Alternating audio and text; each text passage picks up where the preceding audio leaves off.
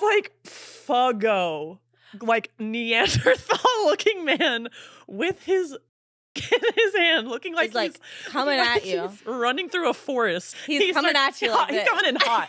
He's running into the situation like a troll. With my foot, I'm like, no.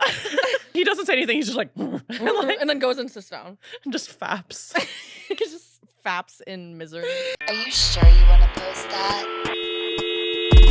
It's gonna be online forever.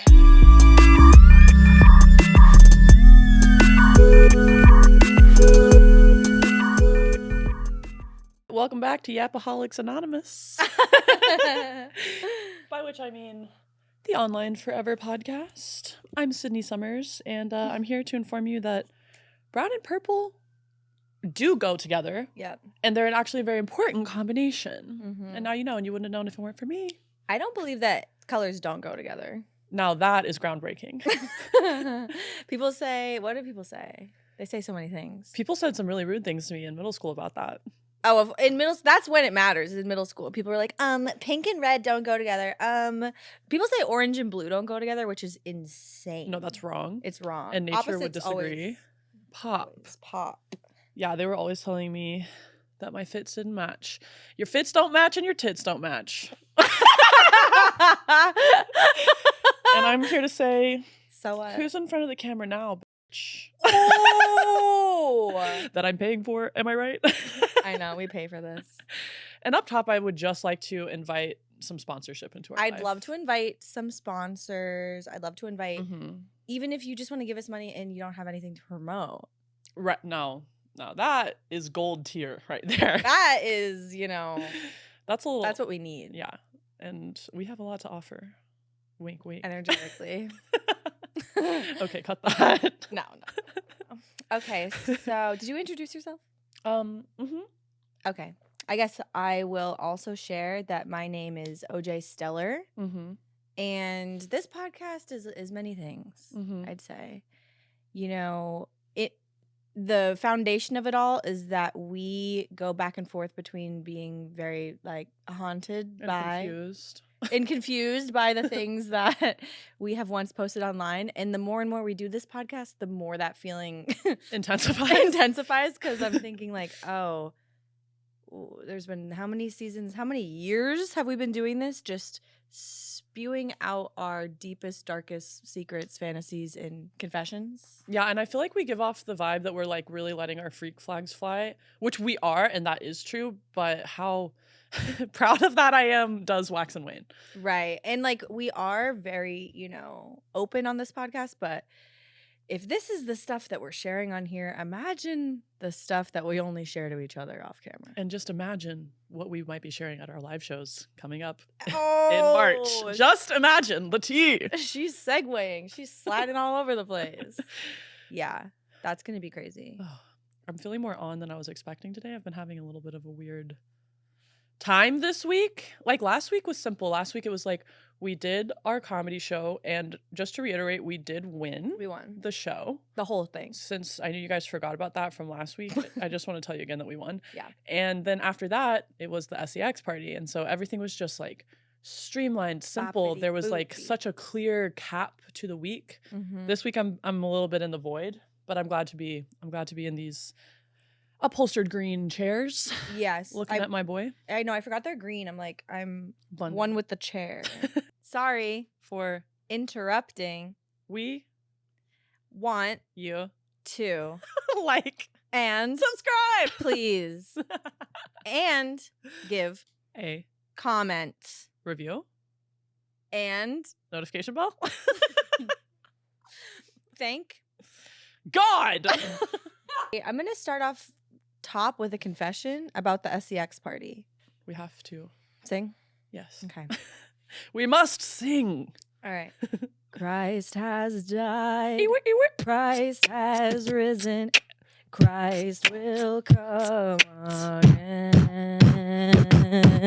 Okay, that was our best one. That was our best one. I confess that I was bleeding at the SEX party. And I thought it was like I can kind of turn my body off from bleeding when I swim or when I punk. And this, I think it, for the most part, it did. But one time, after the SEX party, when we're having Taco Bell debriefing, I went to the bathroom. I was like, "Ow!" It was just very dark in there, and I was free bleeding at the sex party. And you know what? Wearing all black like a genius. I was wearing all black, which did not go with the theme, but it went with my peen and with our theme. So true. We invented our theme that we decided on the way in. That's a big thing for me, is reinventing the theme of a party to suit my own needs. The theme of the SEX party was Aphrodite. Yeah. It looked more like a toga party. Yeah, it was like a frat party. Yeah. It was like the aesthetic kind of. Mm-hmm. Actually, the aesthetic of the building, it was sexy in there. It was sexy in there. But the outfits were not behooving. No, almost no one was behooved by their outfit choices, especially not the togas. So we walk in, we bring our sexy friend Maddie, she's sexy. And she was dressed in like this nude sparkly bra and panties with like a nude little robe. Mm-hmm. Hot as hell. Yeah, she looked goot. Wet hair. The wet hair slicked back short, like blonde. Ugh, incredible. And you wore all pink lingerie with the pink tights, a honey birdette set with matching pink nails. Show them the nails. She expensive. And I wore like this all black thing, just looking really capital W. Yeah. And so we decided that we were the fates of love, pink, money, gold, and death, black. And I brought the death to the sex party. I did. I won't disagree. So we waited in line a little bit. We go inside. We put our coats and purses. No phones allowed on the floor. And it took us a minute to warm up to the environment. No, it really did. I would say. I was extremely overstimulated and having a bit of a hard time. Yeah, it was hard. Full disclosure. Yeah, it was tough. Thank God for that plastic cup full of salami that I found. Thank God. That was really clutch. I liked how it was it's cup. Like a dream. Started with cheese and meats, and then at the end had little fruits. And nuts. Dream cup. Dream cup. Really, that was very clutch. And we did have to go to an orientation because it was our first time at this Sorks party. And so we're all sitting, waiting for orientation to begin. This guy across from me on a different couch gives me the SEX party nod, basically. And I don't know why this is the first thing I said, but I was like, "Do you believe in Bigfoot?" Oh yeah. I was like, "Sup, do you believe in Bigfoot?" He was like, "No." And I was like, "Oh, interesting. You don't seem very open-minded. Doesn't seem like someone I would like to play with at this party." Little did you know. Spoiler alert, was the cherry on top of the evening. I will circle back to that. You want to explain the necklaces? Oh, yeah. You get a pink light-up necklace if you want to play, or you're open to play, and you got a blue light-up necklace if you wanted to be buddies. But the blue and pink were loose. They were just kind of like a general sort of I saw some blue indicator. necklaces that were not just buddying. And I saw some pink. That blue was slapping. Oh, my God. Well, the Dom. The Dom. Oh, my God. Dom. We saw this, like, gorgeous Asian lady covered in tattoos. Like, it looked like it was a bodysuit. And this, like, fat white bald man, she was like whipping him, and then we like looked away for a couple seconds, looked back, he was getting his head, like, she had opened the back of her like strappy leather outfit, like where her ass was, and was like strapping his head like into her cheeks. Yeah, he was chained to the butthole. Very Human Centipede vibes. Yeah, and then there was like, and then he was, on his hands and knees. She was just like whipping him, And I love to see that. It was awesome. But I saw her blue necklace, and I was just like, why is that turning me on so much? Like, and no. She don't want me. I think she was. I mean, to me, it was giving like she got paid $10,000 to go there and be his dom, and I love that for her, and I would love that for me. Okay, so our friend Terry is pretty professional, goes to a lot of these parties, is well skilled, and came with a bag he brought the duffel of fun. The duffel of fun. I got shout out to the glove. The glove was my favorite. Oh my god, the glove The was scratchy glove? The glove was no. The electrocution one was a little bit too much for me. Electrocution is very specific. Yeah. I thought I was like, I might have a seizure, you know, because it's like that feeling. I do love the scratchy glove. Oh, yeah. But there were parts where it was a little overstimulating for me. Mm-hmm. I loved the bat. I wish the bat had been used on me more. The bat was used on me hard. And he was kind of like, damn. On your ass? Yeah. He was like, are you sure this is okay? Like, because he was hitting me pretty hard, but that was like, harder. Hit that grand slam, my boy. My ass is bruised. Oh. Is yours? I meant to send an update photo to the group. Shockingly, mine I don't think is. It was bruised all last week, though, from my alternative healing methods. But that sounds like a code for anal sex. I know. Well, when I was at my alternative healing methods yesterday, it was like, what's up? The bruises, like, are you okay? Did you slip and fall? Because the bruising on your ass. She's like, are you seeing a different acupuncturist? What's going on? Okay, so Terry is hitting us with bats. Hitting us with bats. You and Maddie look away for 3 to 4 seconds. We're making out. And just to recap, this is the guy that I met almost a year ago at the dog park, have never slept with. He's gorgeous. Dare I say I'm gorgeous. Lots of sexual tension going on for there. A year. Which we had really nice conversation about later. We were just like, you know, like, you're the homie and I never want to mess that up. And like, that's why we probably haven't yet. And also I was on my celibacy journey. But yeah, we started making out and I was like, oh. Yeah. Right. Oh. Right. And then I was like, I looked at Maddie, I was like, I mean, and she was like, okay. And then me and Maddie left for a few seconds and then we came back and then his dick was in your mouth. That is, you know what? And I will explain. I am curious about that. How did that happen? I love that you were like, before the party, you were like, do you care if I tear? And I was like, girl, no. Oh my God. I know, I asked permission. I thought that you had already S'd the D. To be fair. Oh, that night? That night before me. Oh. You thought I was slick like that. Yeah, but apparently I'm slick like that. Suckling. Okay, so yeah. Okay, what happened was I was like, will you finger my throat? And so that was happening. I thought you said dinger your throat. My bad. So he's like, you know, doing his worst in my throat, and it was just like drooling everywhere. You don't want to waste all that. Right. And I his was like, you know, standing at attention all night. Oh my God. Yeah. I remember when he first started beating me up and you guys were behind us and he oh yeah, went to go get a different tool from the bag. And you turned back. I turned around and I was like, it's this big. And you guys were like, what? And I was like, it's huge. And we were like, yeah. So yeah, it was standing at attention and close to my face, and the hand was like a magnet, and then the throat was like a magnet, and yeah, you guys come around the corner and you're like, oh, and I was like, I don't know, where am I? I don't know what's going on. And you came over, you're like, was that in there? Pointing at my pussy, and I was like, no, not yet.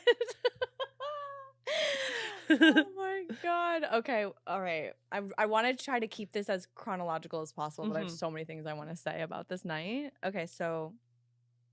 Okay. Then I get Facebooked. Then you get Facebooked hard. And and I have to say, like, later in the night, I would like be going on my side quests and like ignoring you guys. Yeah. No, I wasn't ignoring you. I just like would get overstimulated and be like, I need to journey.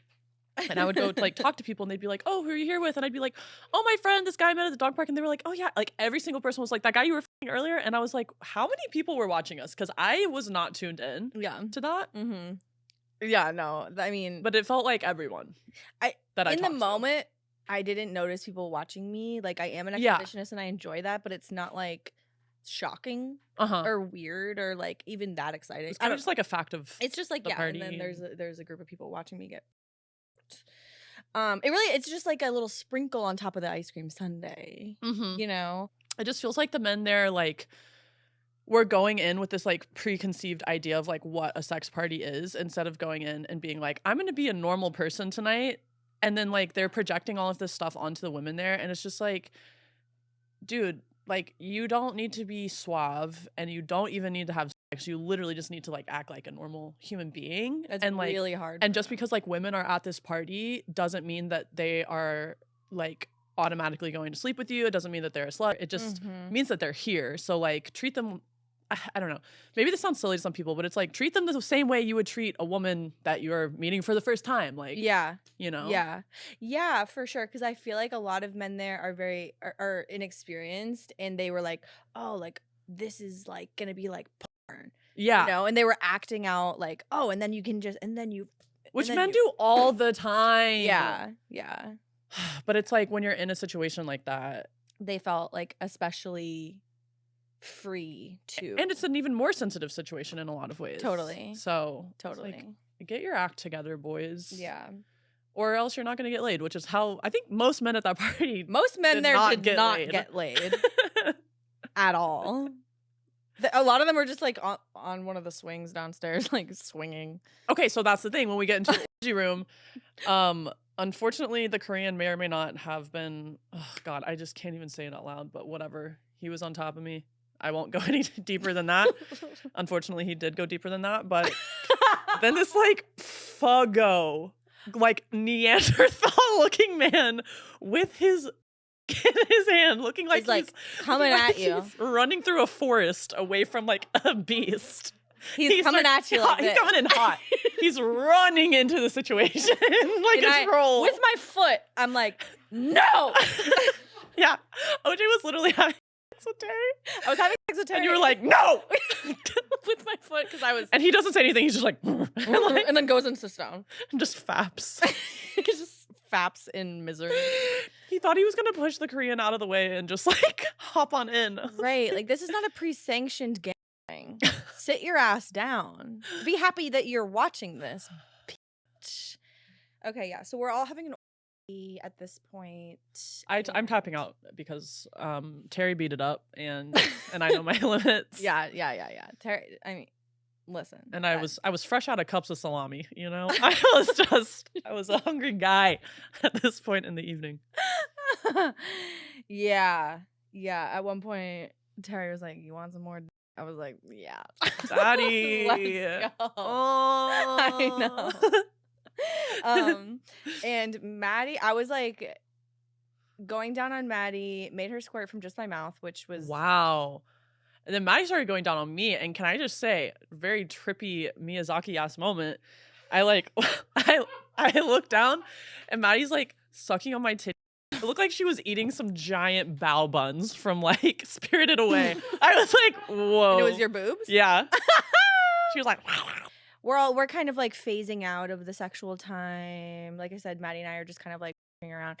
That dude that doesn't believe in Bigfoot all of a sudden comes. Oh yeah. And he starts like where am I? I'm talking to the doorman who I later find out is a furry, so falling in love.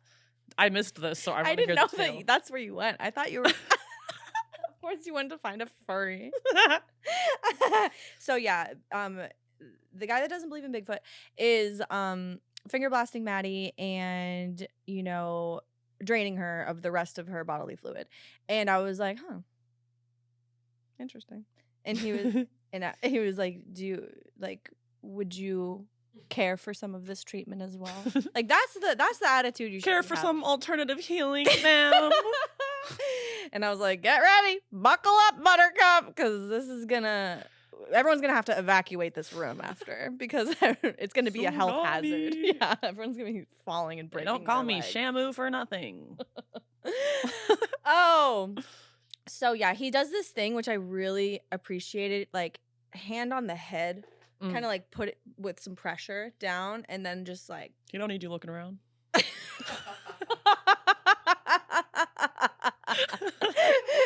So then that kind of ties a bow on the evening, I would say.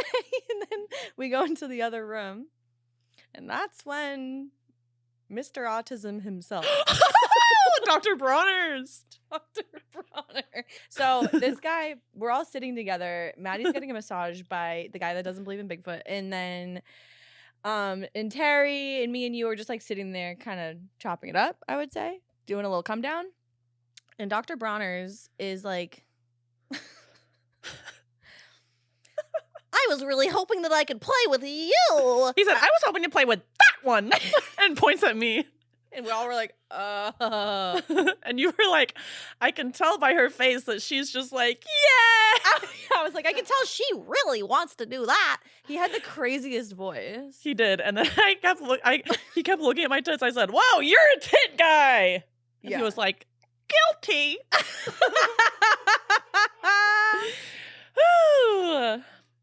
Oh my God, we were riffing about that for like literally hours. When you were like, can I cut in? Excuse me, ladies. Yeah, he goes up to you getting, may I cut in?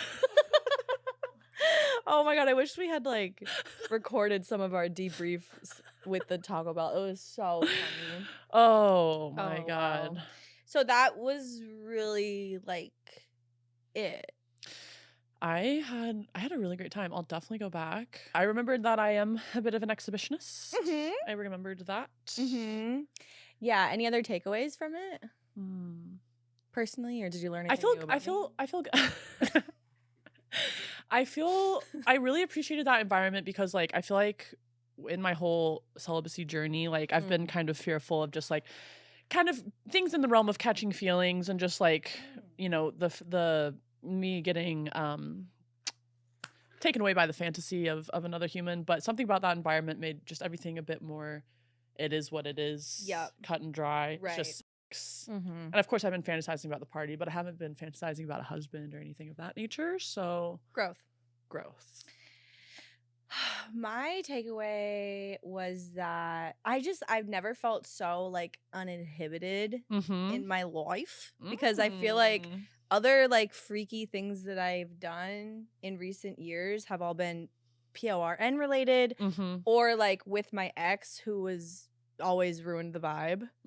And I was just like, wait, like this is actually so much fun when I don't. It's like traveling alone. Yeah. It's like this is so much fun when there isn't a man around to ruin it for me, or like a man that like I had to connect or whatever. It's like that meme of that guy eating Little Caesars and it's like Little Caesars taste so good when your girl's not in your ear telling you it's gross or something. It's so good. So I felt like a weight was lifted off of me because for a while I was like, wait, am I a fucking like prude or like am I ruining the vibe? And looking back, like no, he was ruining the vibe. Yeah. So that's great. Huge. It's huge. It's huge, and I want to go to another one. Yeah, me too. And now I really want to dive into the Peelerz. Oh, we're going straight to Peelerz. Well, here's what I'm thinking. Okay. So guys, we're obsessed with these candies that we started eating during the LA wildfires. They were really the one spot of joy during that time for me was finding Peelerz. But we've only had the mango variety. Yeah. Your girl took the liberty of ordering 5 different flavors, and I really want to test them out, but I also want to talk about the OJ doc. So is it crazy to do that at the same time? No, I think that's great. I'm really excited about the orange ones. So just if you haven't heard of these or tried them, they're peelable candy. So there's like a peel on the outside, and then on the inside they're gummy. I don't know about this orange one. So here's the thing. Everyone has different ways of eating them, just like all other fruits and candies and foods.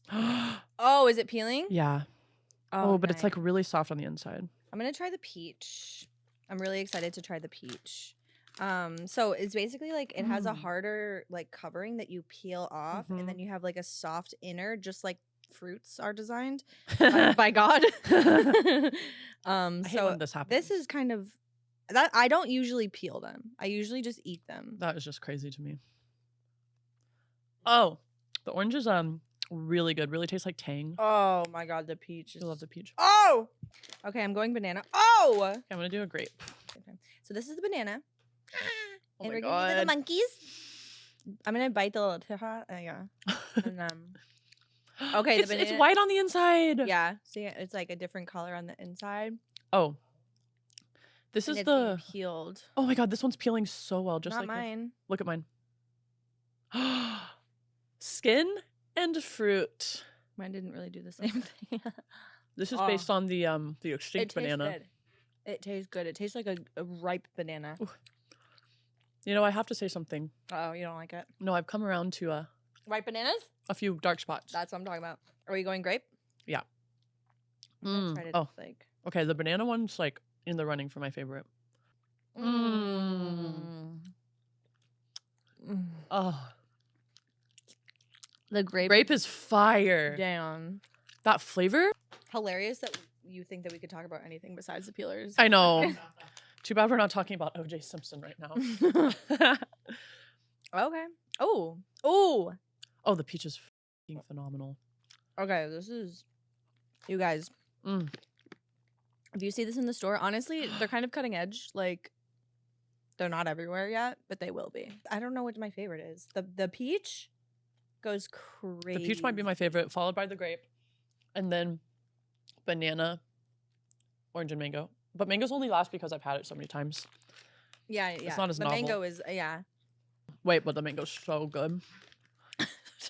I'm so glad I just had 5 different flavors of Peelerz. I know, me too. It feels like a dream come true. Feels so healthy. The other day we saw Peelerz in an unexpected gas station, and we were like screaming. And then the gas station attendant, he was Peelerz screaming head. Too. He's a Peelerz head. Yeah. He's like, have you had the other flavors? We're like, not yet. They're on their way. And then we asked him if he was a comedian, and he was like, not yet. I'm on my way. Right? I know. Love him. Okay. That was amazing. And refreshing. OJ Simpson documentary. You got notes, babe? I got a few notes. Mine are in my brain. Yeah, just to keep it on track. But that, like, I've always grown up hearing, like, my mom, when I was a baby, she was, like, carrying me around watching the trial, like, religiously. Yeah. So it's, like, I feel like it's a part of my lore, it's part of my DNA. Right. But we weren't consciously there for it. And it's much more a part of your lore. Yeah, literally named after the man. 30 days before he did what he did. And he's a sociopath, do we agree? For sure. I 100%. 100% agree. One of his defense attorneys that was on there was like, I will go to my grave not knowing who killed Nicole Brown. I'm just like, damn. He bought the lie. You are, yeah. For like, and I didn't understand, because I wasn't alive then, obviously, but I didn't understand the context of it all with like Rodney King and the LA riots of like 92, because we didn't exist yet. But it really paints the picture for the whole thing. And I have to say, on that note, I almost feel like the way everything turned out was low-key the best case scenario. And I know that's kind of painful to say. Like for him to walk free?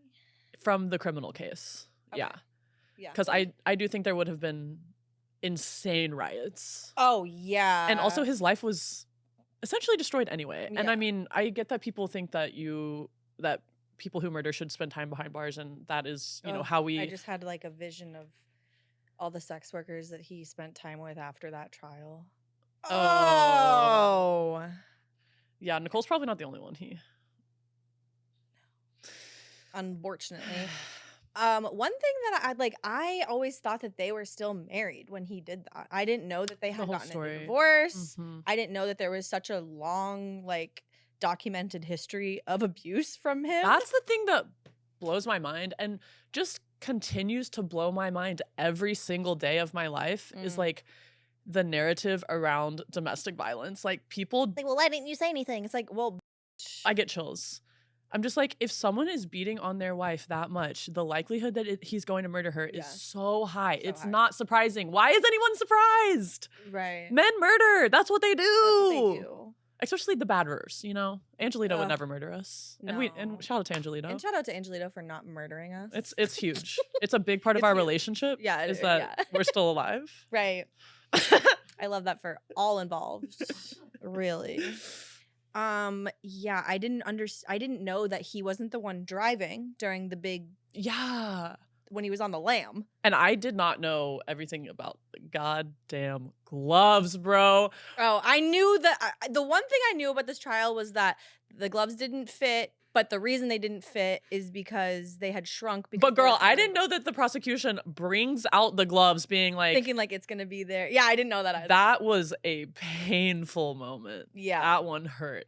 The defense ate down. The defense bodied. Dude, such a haunting moment when he is talking to his agent, and they cover this towards the end, and his agent is like, I always thought that you did it. And when OJ goes, if she hadn't... if she hadn't had a knife when she opened the door, she would still be here today. That is crazy. He said that to his agent. Because his agent was like the only person honest with him, being like, yeah, I thought you did it. And I still think that. Well, OJ Simpson ended up going to jail, but for a different thing. What did he go to jail for? Do you know? For robbery. He tried to like, it's honestly just so depressing. He tried to like steal back some memorabilia of his, like his Heisman Trophy type stuff. Oh my God.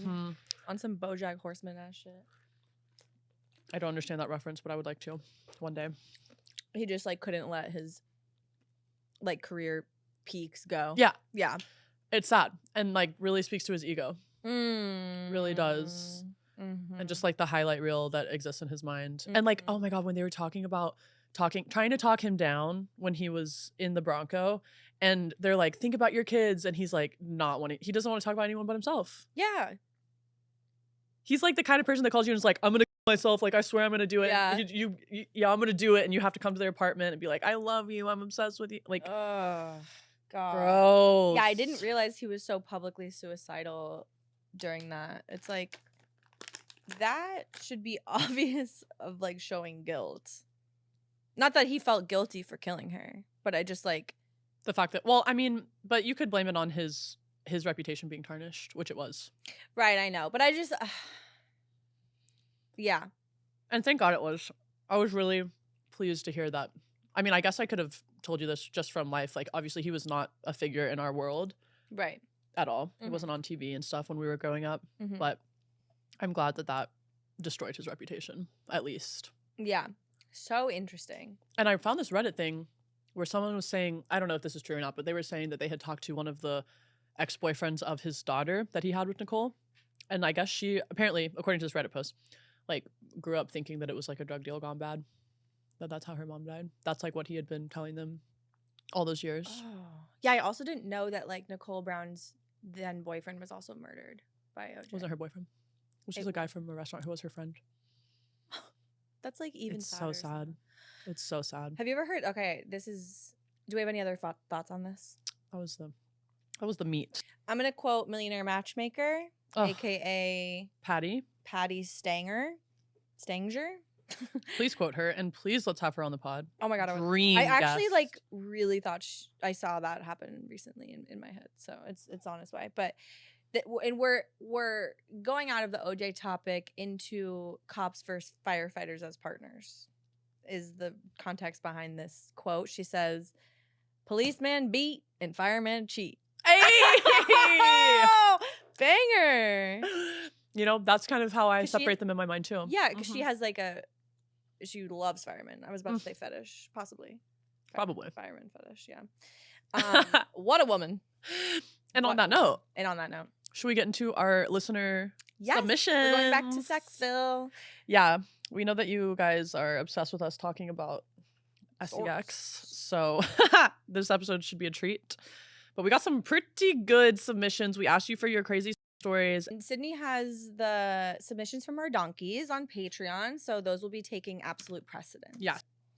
Hello, big fan of you beautiful ladies. I've got a Looney Tunes ass story, so please let me know if you use it. Oh, awkward. Okay, we're using it. Went over for some hanky-panky with this 38-year-old woman. I was 25 at the time. Loved the age gap. Okay. And things went great. She had a daughter living with her, but I was assured she'd be asleep by the time I got there. The daughter's 15. Anyway, we were chilling in the bedroom after everything where we noticed police lights outside. So we get nosy and we look outside and we see a cop car parked in front of her house, bringing a dude out of the back of the car. She then goes, oh, that's my husband. And I did not know she was married. Oh! So I start throwing on my clothes and she tells me to go to the laundry room in the back of the house to climb out of a window into the backyard to get out. But when I get into the laundry room, I see her 15-year-old daughter in there sneaking a boy out of the very same window I was supposed to be going through. I guess they saw the lights too and had beaten me down there. The daughter rightfully asked, who the fuck are you? And I'm panicked, so I don't answer at first. The window is higher up, so she was trying to lift her boy out with her hands, but he was a little heavier set. But I noticed a stepladder in the corner and kick it over for him to use. Wow, he's very helpful. The dude asks no questions. He bolts fast. So as I'm climbing out of the window too, the daughter once again yells, who the fuck are you? And again, I'm panicking, so I just blurt out, ask your mom. Oh! Now I'm in the backyard and I see the other dude pull himself over the fence to my right, but I think, wait, if I go that way, the cops aren't at the front. What? Okay. So it's 2 a.m. at this point. I go off to the left to hop a few yards down before going over to this. I don't know what he's saying. First fence hop and then yard, no problems. But as I come down into the second yard, I hear growling as soon as I touch the ground. Oh no. Look up, I notice one Doberman far away and another very close to me. Worst dog to see. Yeah. Terrifying. Oh no. So I bolt to the fence that leads onto the street and clear the fence just with my jump. Low-key, that jump is the part of this story that I'm proudest about. I would have gotten straight 10s from any judges. Hey. With that, I'm finally able to make it to the street where I can see the cops are inside the house now, so I can get to my car and drive away. I told myself the hoe phase has got to come to an end, as there are obstacle courses now, and that's too much. It wasn't the end, though. Never heard back from the woman either, as I desperately want to know if her daughter ever asked who I was. Haha. Hope you guys picked my story, and we did, because it was pretty crazy. I love that. But also, this family's got enough going on. They didn't talk about you again, I don't think. Like, right. They forgot about you. Your curiosity isn't with why were there cops in the house? It's, did they talk about me?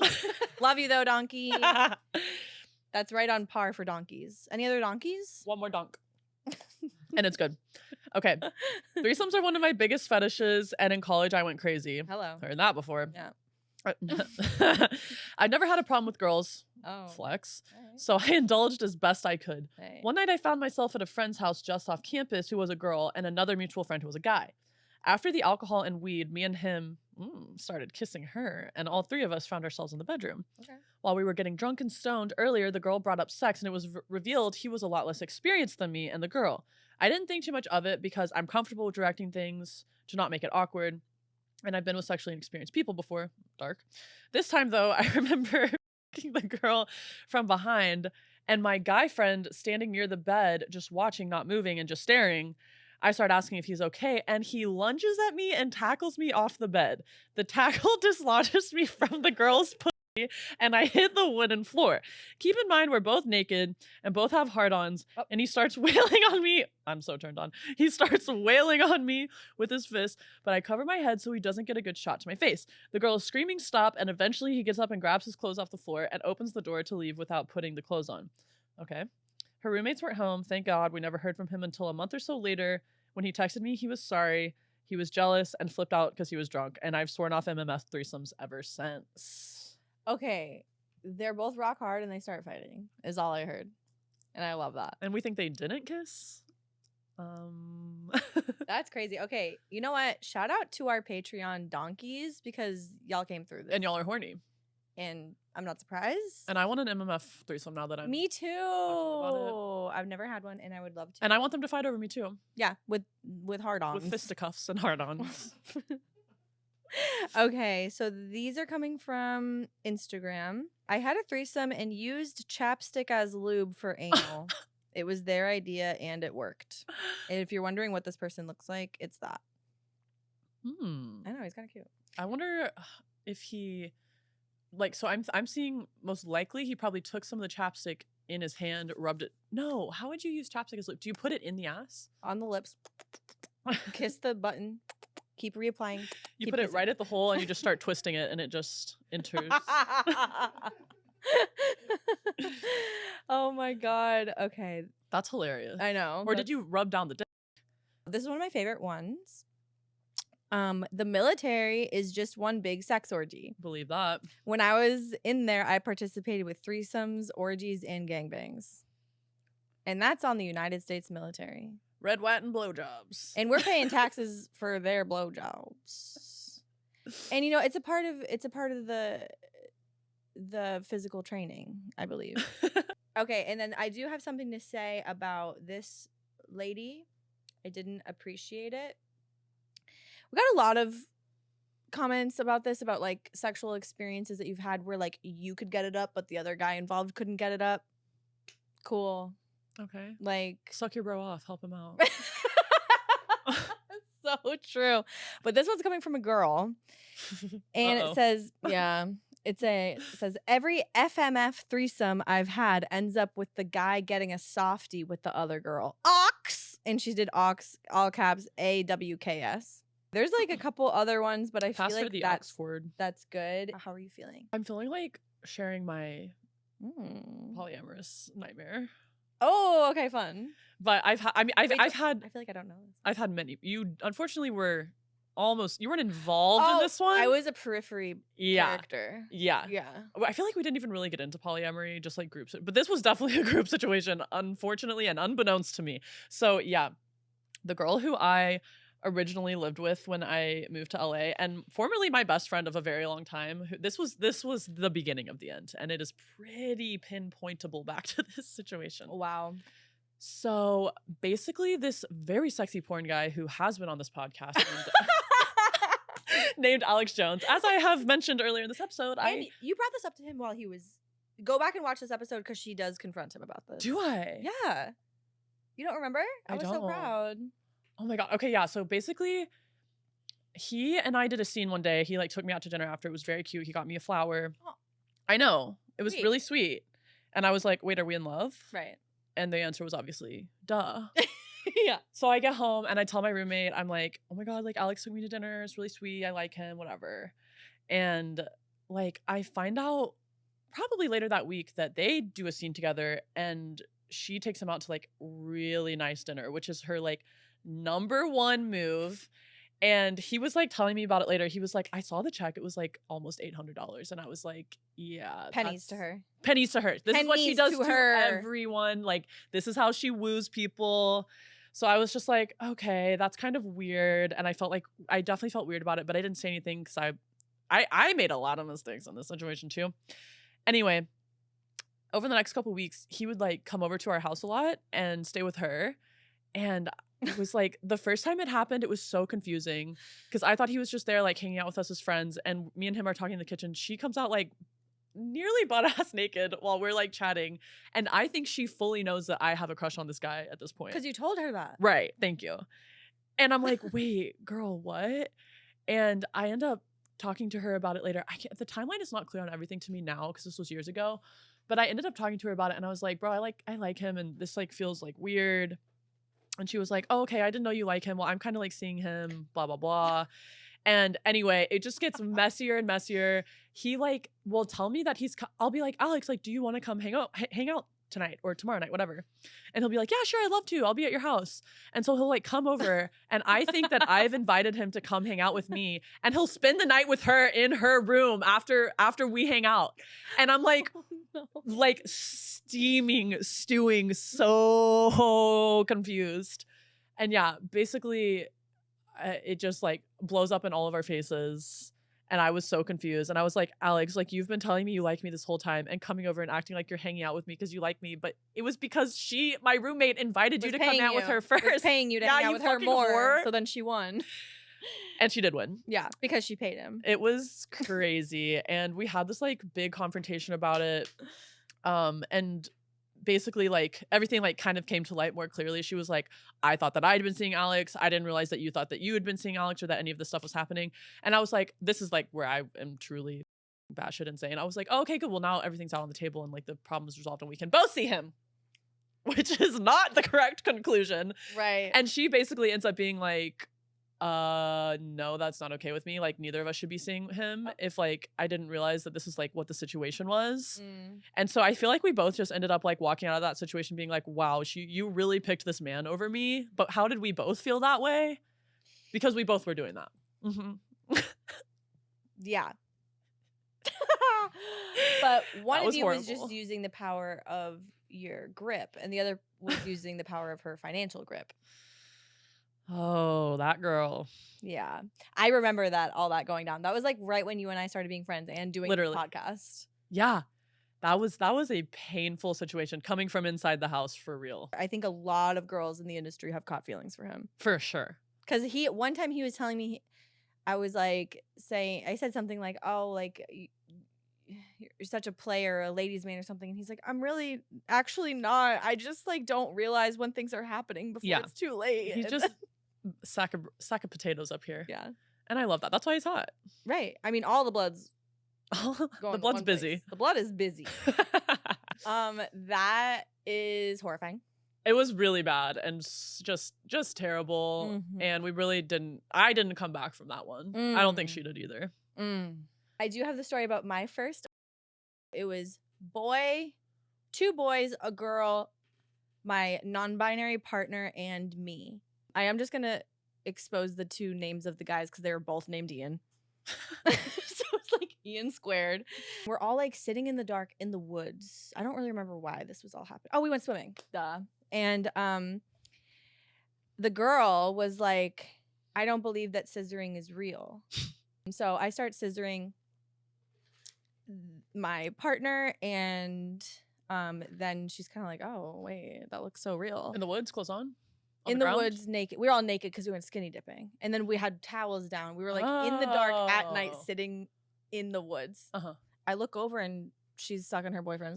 There was a lot going on, and I was kind of like observing a lot of it because I just didn't feel super comfortable or whatever, because like some of them were like homies, and I did not have the experience to navigate any of that at the time. I remember like waking up the next day and feeling like my life had changed.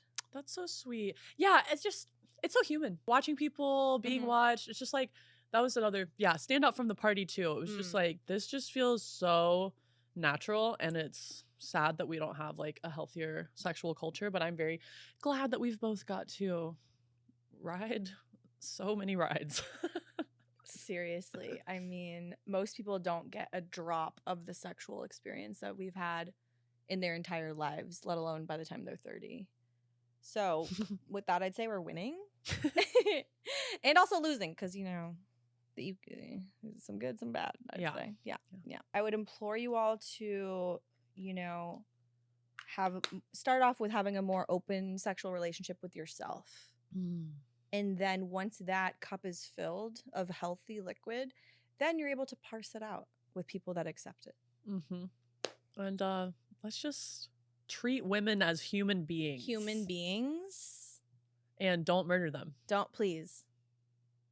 Because I feel like we do have some murderers who listen. Even you. Yeah. I know, there are some murderers listening. So don't get any ideas about us, please. Yeah.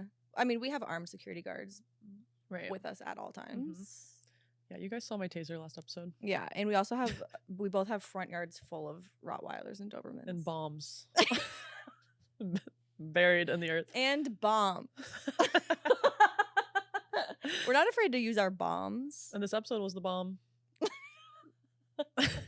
Yeah. Yes, it was. Okay. Well, see you guys over on the Patreon.